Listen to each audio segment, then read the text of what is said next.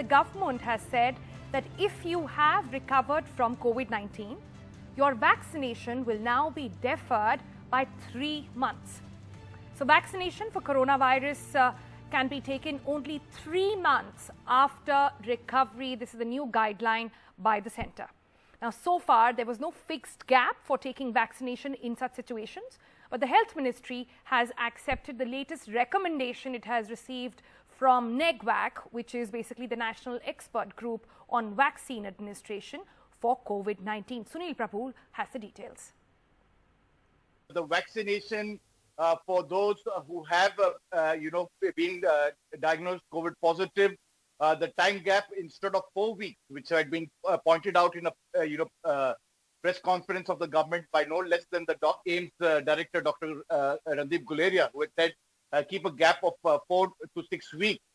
Now, the government advisory, which has been now recommended based on the scientist input, the NPGI as it's called, has now said it should be 3 months, that is 12 weeks. So that's of course come under strong criticism, because how can top-notch doctors say 4 weeks and suddenly a science body say that it should be 12 weeks? Is it being done under pressure because of the fact that there is a shortage of vaccines? These are some of the important points which need to be addressed. I think somewhere down the line, the government of India will be coming under severe criticism. Though Dr. Paul has been consistently saying this is based on scientific data, the fact of the matter is that within a span of 4 to 5 days, if a top-notch doctor of a reputed institute of no less than All India Institute of Medical Sciences had said 4 weeks, how do you suddenly now extend it by another 8 weeks? All right, let's take it forward with our experts now. Dr. Hemant Deshmukh is with us. Thanks, doctor, for joining us. The question really at this point is quite simple. We had Dr. Guleria on the channel on interviews to me and my colleagues say very categorically that 1 month is enough time. Now this timeline being revised, obviously people are going to question, is this being done because of shortage? Could you explain to us the science behind this? What happens in your body when you've recovered from COVID-19, and thus why should there be a delay in the vaccination? There are 2 points here. One is that a lot of patients who have COVID itself, they recover by the end of 2 weeks. Anybody with mild or moderate symptoms are likely to suffer COVID symptoms for a maximum period of 3 weeks. Now, if you have a very critical disease, the dead virus is going to remain in your body. There are 2 kinds of antibody response that the body has. One is the innate response, one which is built-in immunity within your body itself. And the second one is acquired through vaccination. Now, if you have COVID and you have recovered, you probably have developed antibodies to the COVID virus itself. And this COVID antibodies are going to remain for a longer period of time. The initial thought was that these antibodies would protect you from a new infection, that is the envelope antigen of a COVID-19 virus. Now, if you have already recovered, you have enough of antibodies to ward off any kind of new virus which is attacking to your body. Your new antibodies are going to attack the antigen and trying to keep the virus away. But if you have never been infected with COVID-19, what will happen is that you are quite prone to COVID-19 infection, apart from your innate immunity that you already have in your body. So if I'm understanding you correctly, Dr. Hemant, you're essentially saying because people who've recovered from COVID already have antibodies, they don't necessarily need to rush for a vaccine. That's effectively what you're saying. Yes. But the question here is, and Dr. Anita Ramesh also with us now. Dr. Anita, very simply, I want to understand this. These antibodies are known to have immune escape when it comes to these new variants. The only thing that is being updated now is the vaccines. So are you letting go of that vaccine protection? Okay, it's not like that, Sonal. What happens is that if you are infected now, the new guideline says that if you are infected with the COVID-19 virus now, so don't take the vaccine immediately, because this, whether it's a new mutant, old mutant, double mutant, which is affecting a person now, the body will create antibody against this B cell and T cell against the virus. And this antibody is going to stay in your body for the next 4, 6, 8, up to 12 weeks. So this antibody produced is going to give you protection already for 3 months. And that's why there is a amendment in the guidelines. Postpone the vaccine, take it after 3 months, because you already have. So let me ask you this. What happens if somebody who has acquired antibodies because of COVID-19 actually takes this vaccine? Medically, is something wrong that can happen? No.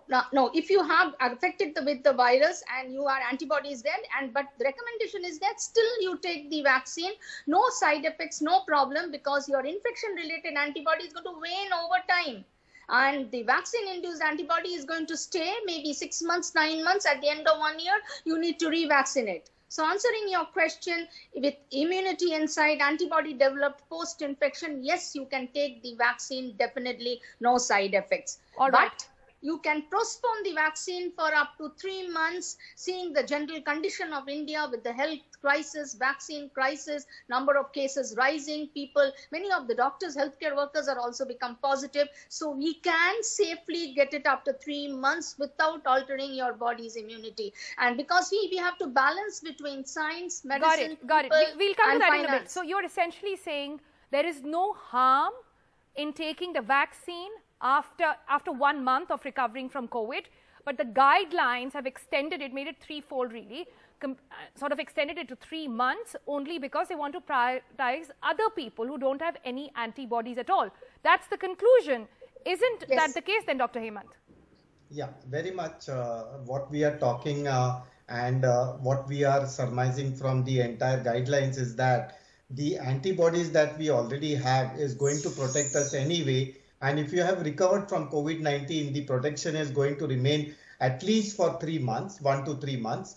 But the whole idea is within this 1 to 3 months of period, that is 2 months, that this window we have, we are going to actually inoculate the general population who is at more risk and who are likely to suffer the COVID-19 infection. So by prioritizing, what the entire public is going to benefit is that a larger population will be benefited and develop a kind of herd immunity eventually, because a part of population will be already developed antibodies and a part of the population will have antibodies developed because of the vaccination. Great. Okay, so good to have that sorted out, and both you panelists agree on this one. That brings me to my next question, Dr. Hemant. What do we know substantially in terms of research when it comes to the antibodies found in people working against the new variants? I ask this because there are a lot of curious people who have got antibodies, who get it tested also quite frequently just to test how protected I am. Are those people completely safe? They can be absolutely sure that the new variants will not have an impact on them. And I ask this because look at what's happening with the doctors. Look at the IMA letter. Look what happened to Dr. K.K. Agarwal for that matter. Somebody who had all the resources at his disposal, somebody who had taken both the shots. Yes, I mean, yet he lost his life. Yeah, thinking of a larger perspective, what we understand is that when you inoculate a lot of people, we are not inoculating against a specific variant of the virus, but this is the vaccine that has been developed initially and studied through clinical trials. And when you take a vaccine, you are assured that there is going to be 60 to 80% of efficacy of the vaccine. And we have never assured or guaranteed anybody that they will not get the COVID infection following the first Covishield or first Covaxin jab, or even after the second Covaxin or Covishield jab. What we really try to understand is there will be exceptions to the rule, and some people, even after 2 vaccine shots, will eventually develop COVID in a very severe condition. And these are the patients, not only would they have some kind of variant, but they can always have the older version also. And not necessarily the present vaccination is going to protect you from a variant. It's not that the variant is going to infect all of those people who have taken the vaccine. Okay. Okay, one more question then to Dr. Anita this time. We do understand that every individual sort of develops antibodies differently. Some who recover have 3, some have 4, some have 200. And we've seen that also, be different in different individuals. So how can this blanket rule be applied? What if somebody recovers from COVID and has no antibodies, which has also been the case? I know personally of people who've developed no antibodies even after recovering from COVID. In that case, these people are going to be left vulnerable for at least 2 more months. Yes, Sonal, you're right. Our antibody development in the body depends upon the person's own individual. Like, I'm a cancer specialist. Most of my patients are immunocompromised, and for them to develop antibody takes long time and they are prone to infection. But what you said is correctly, many don't develop antibodies, like those who are on dialysis, diabetic, hypertension, cancer patient, transplant patient. Yes, they may be vulnerable at this point of time, but actually we are not testing these antibody titers. Then we should test these titers. Okay, but definitely in 80 to 90% of the patients, some sort of antibody is developed, because this virus infection is very But those 20% serious. are then vulnerable. So are Yes, you suggesting that those who have underlying diseases are immunocompromised, they should be given an exception to this rule? If you see the guidelines, if you see the 4th point in the recent guidelines that already mentions cancer patient with serious comorbidities, give the vaccine earlier. It is there in the last line of the 4th amendment. So they have also looked into the matter for those who, what you correctly said, cannot produce antibody, 0 antibody or low antibody. Like all my patients needs the vaccine, and there is a provision, because the 4th point says these patients can take the vaccine as soon as they recover from COVID, maybe 4 to 6 weeks, or even if you have a serious admission in ICU not related to COVID, say myocardial infarct, or you have some hemorrhage, okay, or many other medical problem, you can take the vaccine 4th to the 6th week, because you are immunocompromised. That provision is there, Sonal, in the guidelines. All right, very happy to know that. Thank you both. This has been quite helpful. Bottom line really here being that there is not going to be any harm if you take it after 1 month. That's one. This has been done to ensure that we cover larger number of people, and those who've acquired antibodies already will have to sort of compromise for some time and let others take precedence over here.